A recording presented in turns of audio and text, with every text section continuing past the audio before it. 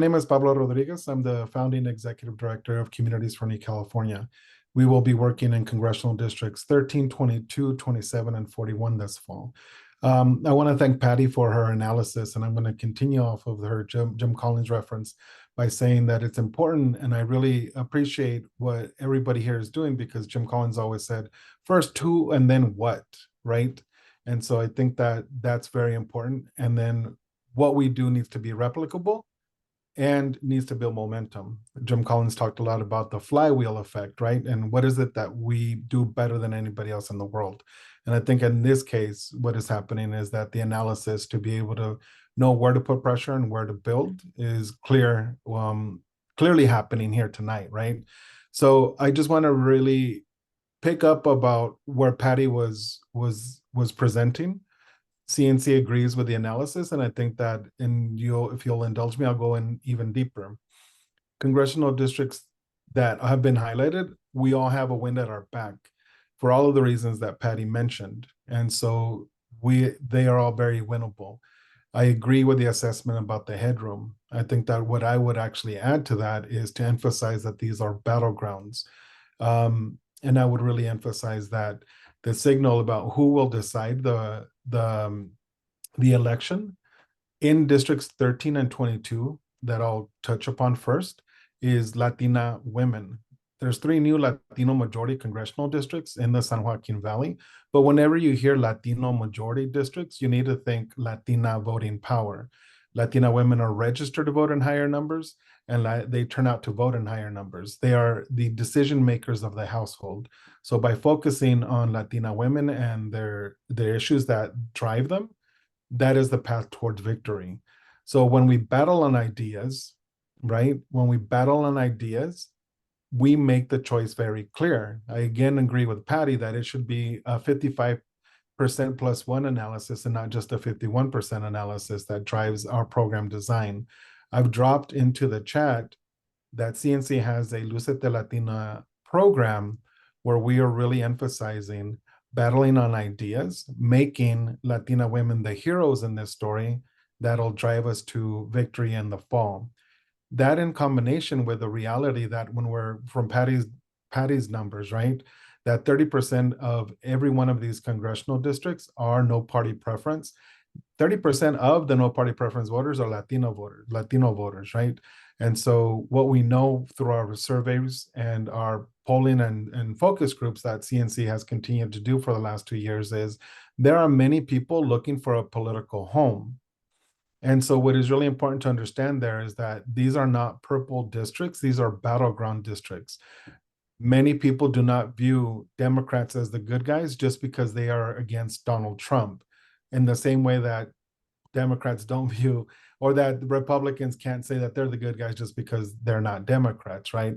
That party line messaging is not resonating and has led to the no party preference turnout to be the drag on the overall turnout, right? So if we can actually address those things, the ceiling is very high, in combination with what was being said about the registration of the eligible folks that are just not turning out to vote, right? So I think that in the assessment that I just wanted to make was that I would really encourage us, and just saying this within the group, as you're sending people in any one of these districts that is being highlighted today, I'll highlight 13 and 22, that what we need is a broader analysis, right, of where the sweet spot is. And so for CNC, the way that we view this is in District 13, the cities of Lathrop, Patterson, Newman, and Gustine, everything along the Highway 33 corridor, it's the same thing along I-5. Those cities are not within Assembly District 27. Assembly District 27 is now held by the Esmeralda Soria, and Adam Gray benefited from her running a really robust field campaign. But the cities that I mentioned lack boots on the ground. So when you're identifying places to send volunteers and friends, those areas, Adam Gray still won, but he won 55 to 45% generally, right? And he should be winning 80 to 20%. In District 22, it's the county of Tulare. You can run up the score in Kern County with the density of Democratic voters. We can tie in Kings County, right? Because that's where David Valadeo is from. But Tulare County is out on an island, and there's a lack of boots on the ground in Tulare County, specifically Supervisorial District 2. So you take the city of Tulare and just follow it south. Those are the districts, or those are the areas with the same assessment. These are Latino farm worker communities that underperformed. However, if we can get boots on the ground in those areas, we can make sure to increase the turnout under the assessment and analysis that Patty was talking about. I'm going to stop right there. I know I'm short on time, but I welcome in questions in the chat. And thank you very much for having me tonight. Pablo, thank you so much. That's a great opening. Torie, I'm going to hand it over to you to tell us about the work you're doing with Making Waves for Democracy. Oh, okay. I loved what you said, Pablo, and it's nice to see you again. So we focus on California 27 and 47. And we do fundraising and we do canvassing, and we're all volunteer. So that's us. Okay, so the things that I wanted to highlight from each district, I'll start with 27. And I can't wait to hear from Joey, because I think he is like the god of the 27. Okay, so candidate profile matters. And what that means is right now it's held by a Republican who's MAGA. He's way too extreme for the district.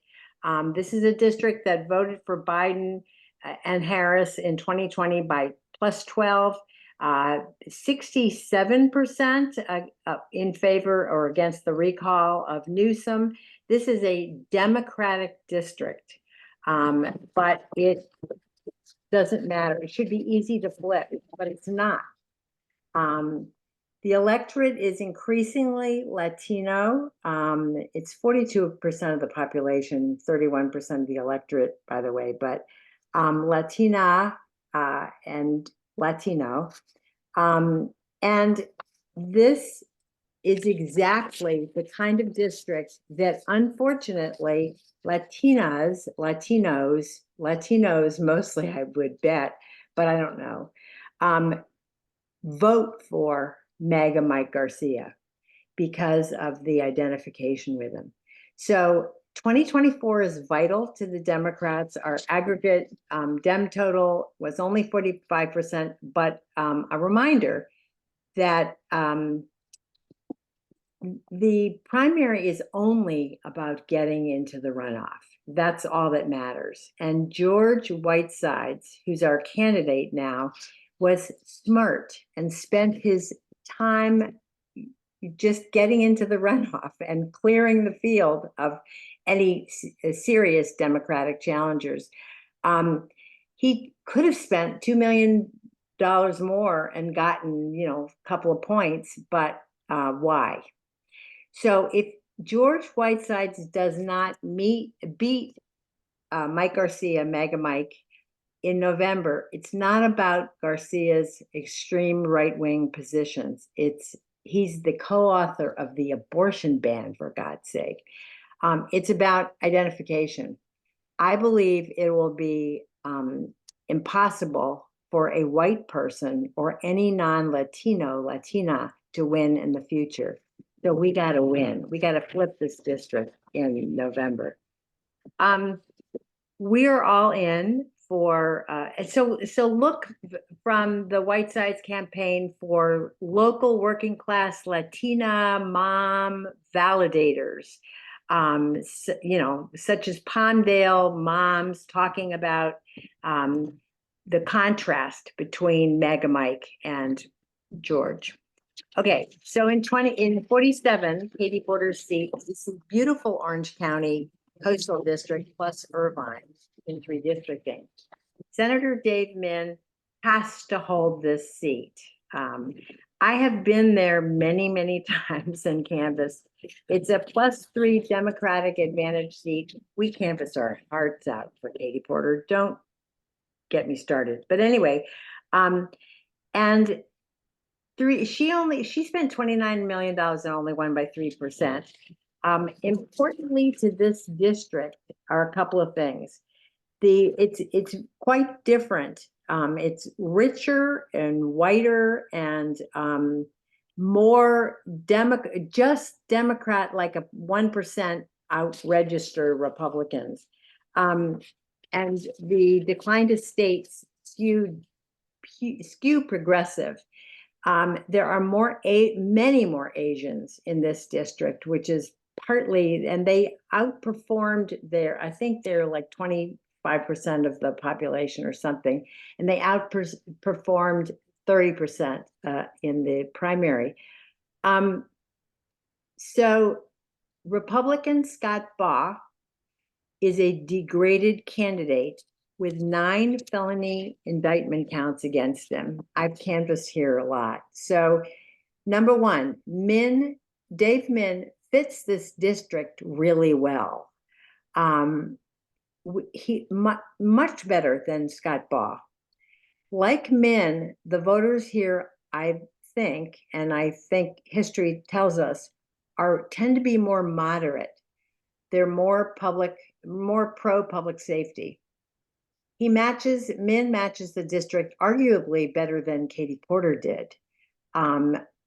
Although it's a progressive district in the sense that voters skew strongly pro-environment and progressive on abortion, gay rights, LGBT rights, immigrant rights, and gun safety.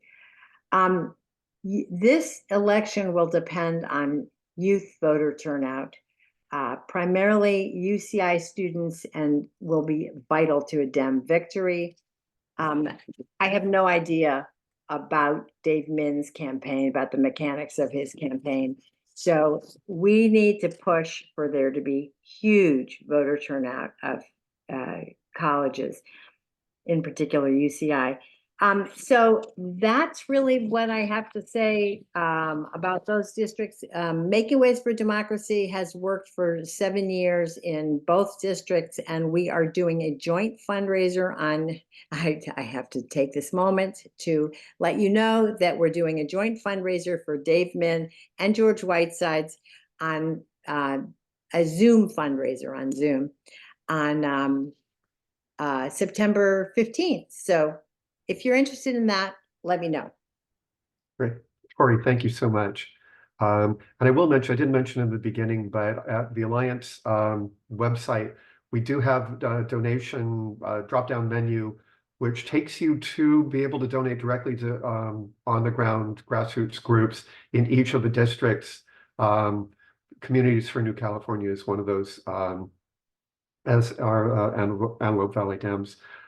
So we're really trying to make sure that money gets to where it needs to go.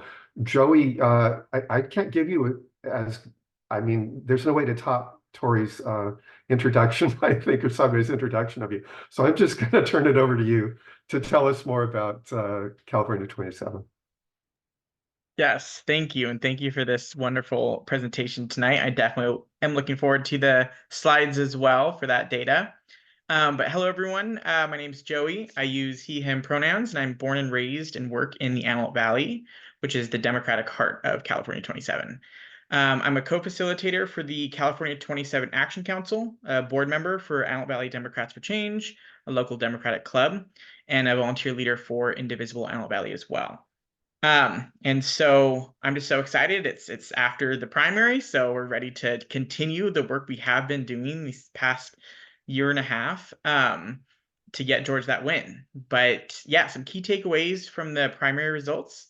One is that we can definitely do this. We analyzed the turnout as well, and the turnout was actually 12% lower in the Antelope Valley than it was in Santa Cruz Valley, which is more heavily Republican.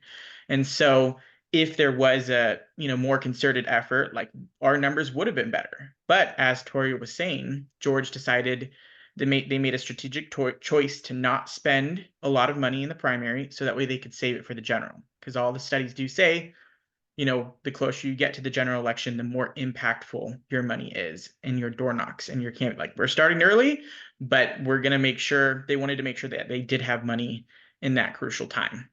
And so, especially for the amount that he spent with, not as much name recognition, he did very well. And so we're excited to just continue that. Since the primary 1 month ago, we've already knocked on, across the district, organizations and volunteers, a lot of them here on this call, have already knocked on over 1,000 doors, have held 6 voter registration events, tabled at 3 high traffic community events, and have even more volunteer events coming up. So we're just continuing this momentum, and we're just going to go all the way into November. And so I did want to say thank you for all those who are volunteering, who have, chosen California 27 to devote your time, because it is definitely very flippable.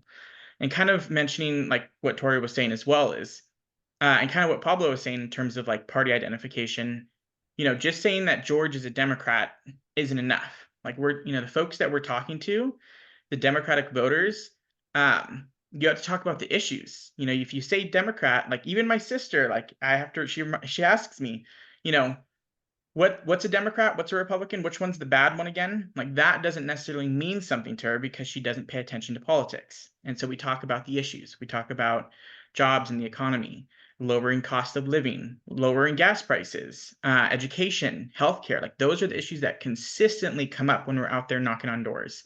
And so when we talk about where George stands on those issues and where Garcia stands on those issues, it's very clear. And so we know this is winnable because it's just an education piece. Education, and then making sure that they vote.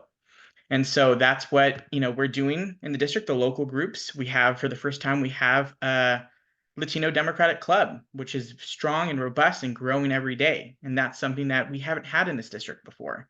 We have early investment. Dem has been here since last year in May with organizers on the ground, and more getting hired up along with the D-Trip this month. They're opening up an office this month. Like this is the earliest investment we've had.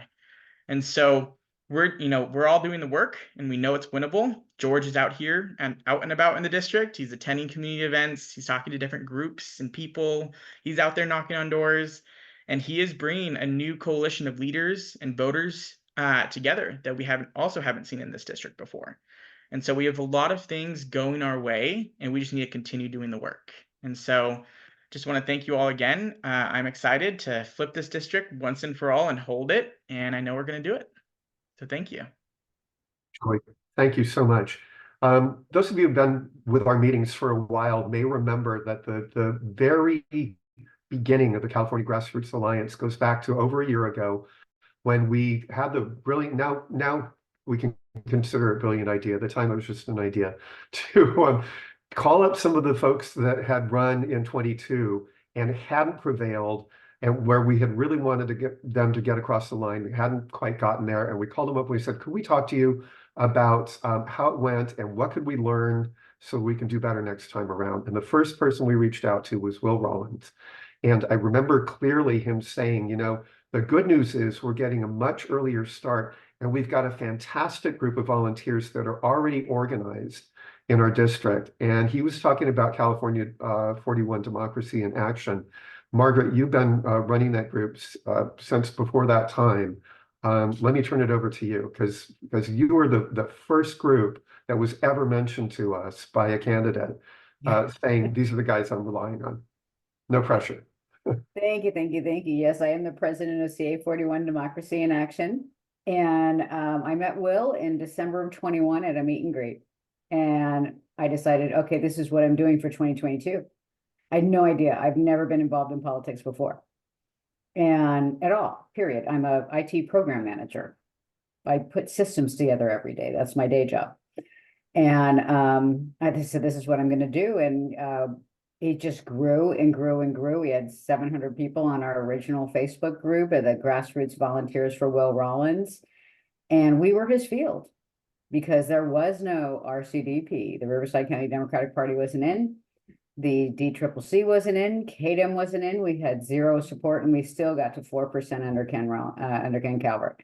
So, and that was really the incredible work of all of this team. We're a very broad district. It takes me an hour and a half to get to the east side of our district. It takes me 45 minutes to get to the north side of our district. So it's a pretty large district to go manage. But we have created this amazing group. We're 125 actual members and probably about 360 people who contribute and are volunteers, which is absolutely awesome. But if you've ever met Will, you know why. You get it. Because Will is just an amazing human being. He's like, it's like the Obama effect. We call it the Will effect. You know, I mean, it's just who he be is what has people just really gravitate towards him and give their all. I mean, we have some people that they're doing 40 hours a week. You know, retired people that are doing 40 hours a week. So things that are happening now. Well, it was interesting. Before we were totally grassroots and we're just out there doing it. And, you know, all of a sudden KDEM is coming in. They put an office in on the east side. Awesome. Wonderful. The Will Rollins campaign has an office up in Corona area, which is what we call Northwest Riverside. DCCC is coming in. Will has been raising a ton of money. We've got the Grassroots Dems headquarters is actually sponsoring, and I'll go ahead and put it in the chat here. Ooh, my message is too long. I have to do shorter messages. But we've got canvassing going on. We've got voter registration going on. We are actually starting up our canvassing next week. Next Saturday, we'll be starting our canvassing. We've got phone banks going on, so there's plenty of opportunities to be a contribution because there's 171,800 registered Dems. There's 171,600 registered Republicans, but they turn out here in Riverside. That's the challenge we have in Riverside. They turn out for Ken. We're fighting a 412 church with outing policies going on here in this area constantly. There is a huge conservative MAGA. I do have to deal with Trump signs everywhere. Canyon Lake is like, they put them on their golf carts and drive them across the road and everywhere and honking and all that good stuff. So Democrats here feel alone. So what we're doing is we created a precinct captain program. We have 118 precinct captains right now. We're going to be growing that program. We're going to be calling it the neighborhood leader program so that we've got to get micro. We got to create that community. We got to let the Democrats know that they're not alone. We got to actually let them know that if they turn out, we beat them. And so that's the big activity that we're going to be doing here in CA41 Democracy in Action is really growing our neighborhood leader program. I've got a social mixer coming up on Cinco de Mayo on the 5th. We've got some 5th of May. We've got some canvassing between now and then. If you'd like to come down to the beautiful city of Menifee, come join us for tacos and a piñata. But that's the way we really want to roll it, is really just creating that community, letting people know that they aren't alone. Because you do feel alone here. I felt alone before 2022. And before I hooked up with all of the people that are the major contributors in CA41 Democracy in Action, is you feel alone here and outnumbered.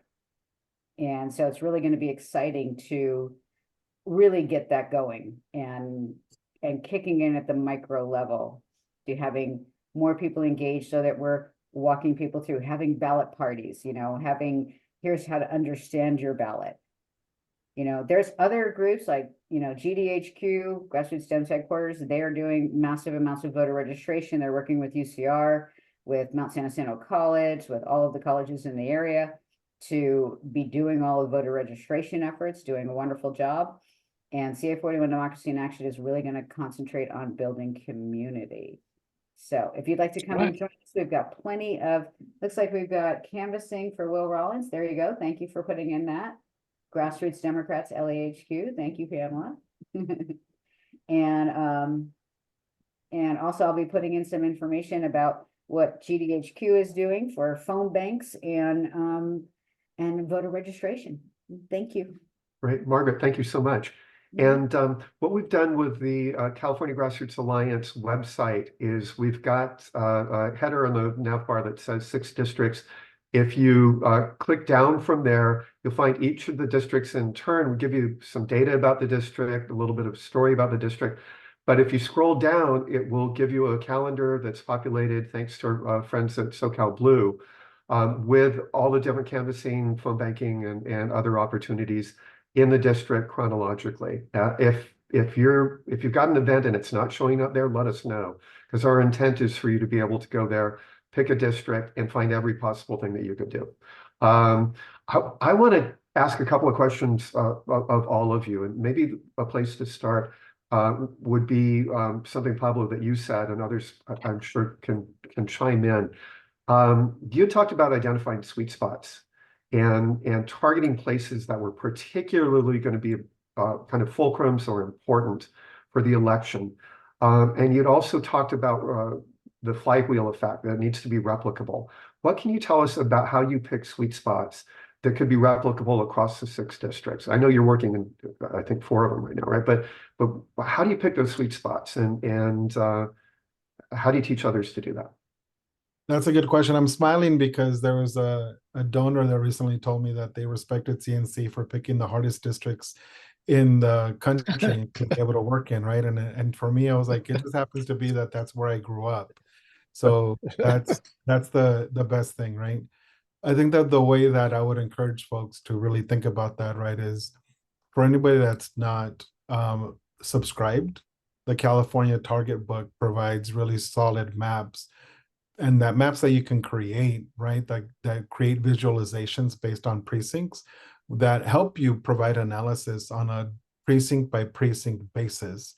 And so you can do that if you really want to geek out over, multiple years, and then really start to find the trends, right? But what really stood out to me from the 2022 election was the combination of knowing the communities, right? Of being like, why are these communities purple? Why are these not solidly blue? What is going on here, right? And when you see the visualizations and the colors, so then as you click into it, you start to see that the city's underperformed, right? And so then as you start pulling on that thread, then you end up realizing, oh, in District 13, none of these cities are nested within Assembly District 27. They did not benefit from Esmeralda Soria. And in District 22, the reason that we found that sweet spot was because we knew the other organizations that were canvassing, and it became very apparent that there was no boots on the ground in District 22 in Tulare County. So there's a bit of data analysis and also just knowing who else is running field and communicating with them and being solid, right? Like there's a lot of people, let me say it this way. In 2022, there was $15 million in independent expenditure spent in District 13 and $25 million spent in District 22. That's obviously going to TV and communications and not boots on the ground, right? People are tuning it out. So then when you really understand who is knocking on doors and who are the C4 and the PACs that are actually having boots on the ground, then you really start to understand the visualizations of the data and where the sweet spots need to be able to remember, right? Like David Valadao only won by 3,000 votes. And John Duarte only won by 564. So you're like, where did we miss this? And that's how it is that we find it. And that's how I would encourage people just to replicate it. Just ask who has boots on the ground, ask who when they're starting, and then just make sure, and this may sound bad, but you don't let yourself be fooled by organizations that are canvassing, that are saying we have a robust program, and then you find out that there are C3 programs because they cannot say vote Will Rollins, who I love, by the way, also, right? They cannot say vote Adam Gray. They cannot say vote Rudy Salas. They are limited if it's only a C3 program. And so you should just understand that. And it's not a diss, but it has a limit. And you have to understand that if there's a wealth of C3s and not enough C4s and PACs that have boots on the ground, then you need to step in. And I think that that's the best way that I can answer that question, is as far as being replicable in order to build momentum, right? And I think that what I should say, right, is that Community Water Center is a solid organization in Tulare County that is based in Visalia that now has, and I'm going to brag here, their new political director is Imelda Ramirez, that formerly was a CNC staff member. And so we're working closely with them to be able to have solid boots on the ground. And I think that just having that knowledge and the network is going to be really important. So what everybody is doing here today, even by this Zoom, is what's important. So people are sharing information and insights and just rounding out the information instead of you just being like, let's talk to everybody, and you're not finding your lane or where it is that you can concentrate on, right? Because when you split it's not just about splitting turf or cutting turf, it's about cutting the calendar. And so when you can cut the calendar and say community water center is going to walk these districts in these weeks, and then CNC is going to walk these districts again, then you build momentum. And so I'll stop right there. Forgive me for being long-winded. I kept on thinking like, no, I need to say this. I need to say this. But I appreciate the question so very much. Yeah, thanks. So follow the data, look for where the grassroots work is being done, uncover the story of what's happening, and then network and coordinate like crazy is, I think, what I'm hearing. Like Jim Collins said, first who and yeah. then what, right? It's like, who are the Yeah. people who think like you, and then decide what to do. Yeah, perfect. I know we're running a little bit tight on time, but I got to ask at least one or two more questions. And my first one, I guess, is Torie, you had talked about identification being really powerful for Mike Garcia. I think whether it's identification or some other issue, one of the things that's happening across really across all the 5 districts we have to flip, but really all 6, is you've got the way that the MAGA guys and gals are kind of hiding who they are and are really good at not being uncovered for all of the, I mean, 9 felonies, come on, you know. I mean, what's the key? A question, open question to all of you. What's the key for how we start to really let people know there are 2 different paths here, and the folks that we're trying to defeat are going to take you on a really bad path? How do you break through all the various barriers to letting people know that? What's the key? So I want to say something that will be controversial, at least to the white people, the middle class people on this call. We got to get mean. We got to get as disciplined and as clear on the message. Patty's going nuts up there. Because as the Republicans are, because of what is on the line and how important this is. So you may not like Joe Biden, but you're going to vote for him. A vote is not, a Valentine. I think it's Rebecca Solnit who said that. It's not a Valentine, it's a chess move. And so I think Dave Min, his DUI, it was one of the IEs for Joanna Weiss, AIPAC. Okay, I'm just going to be really clear, that ran that video over and over again. And so Dave Min knows that a DUI is not a problem with voters. The problem is the cover-up stuff, right? So he has to get just as aggressive in pointing out Scott Baugh's criminality and outrageousness. And, it's why I think that some of the, particularly like Michelle Steele, will be hard to beat. I really believe that in 40, what is it, 45, I forget. But anyway, so that's a diversion. But I think we have to get disciplined. We have to get mean, if that's what we need to do. And I understand that the IEs are usually the negative, go negative, and the campaigns stay positive. But contrast is the right thing. And it just doesn't matter if it's a Democrat, the good guys in 27 and 47, at least, it doesn't matter what the registration is. You got to talk about the people, the candidates. And I would love to see more women candidates, truthfully, more women of color, more women candidates. But you know what? Right now is not the time for me to go wandering. It's to be disciplined. So be disciplined, get mean, be willing to take the fight to them. Joey, Margaret, anything that you want to add to that?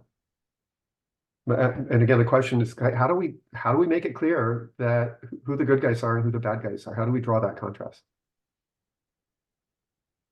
Well, I think, at least in my area, the challenge isn't the good guy versus the bad guy, because pretty much everybody knows Calvert's a smacking a corrupt human being.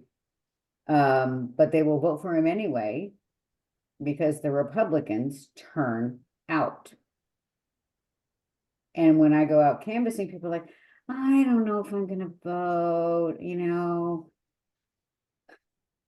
It's just a lot of work, and you know, I don't like Biden, and you know, and it's like, no, get your butt in gear. They're turning out. Unless you want to become a white nationalist world, they're turning out. They're gonna make your world happen, whether you vote or not. And if you don't vote, this is the world you're gonna get. Because Joey, that's do really you- what it is. Yeah, And yeah. people are just like apathetic, like I'm on the fence, it's not a big deal, you know, I don't like Biden, or, you know, it's too complicated to vote, whatever their excuses are. We can't take excuses anymore. Yeah. I think as Democrats, we'll let excuses occur. Joey, anything you want to add? Yes, I think to kind of drive home that difference, I think we need visuals. And so I know a lot of campaigns just have, like Torie was saying, just pro candidate, whatever the candidate is. But if we're at their door and we're talking to them, having a visual of that difference, I think will be key, because mailers are sent, but low propensity voters tend to not look at them or just throw them away. So if you're at the door and you can point out, like, look, he voted, like, and have a visual there, I think that is going to be powerful. And so that's something that I know my club is doing, and that I'm going to be pushing the George and other groups to do as well, is have a strong visual of how bad Garcia is and have that contrast between George and Garcia. Yeah, fantastic. So take the fight to them, draw the contrast, literally draw the contrast, right? Make it visible so they can see it. Um, do the data analysis, but then uncover the story underneath the data, and figure out who's working where, so we can network and work in community with each other, and work in coordination. And then, Margaret, I'm going to close with what you said, which is, and get your butt in gear, which I think is maybe one of the rallying calls for all of us right now. The only other thing I want to say to the four of you is thank you, and my apologies for not being able to keep you here for like another hour and a half, because I'm fully confident that we could have just a rip-roaring conversation and learn a tremendous amount. But I'm very grateful for what you have been able to share with us, and I'm even more grateful for all of the work that we're going to be able to do together. I think I'm really looking forward to that. It's as we used to say in the Warren campaign, I'm really glad to be in this fight with you.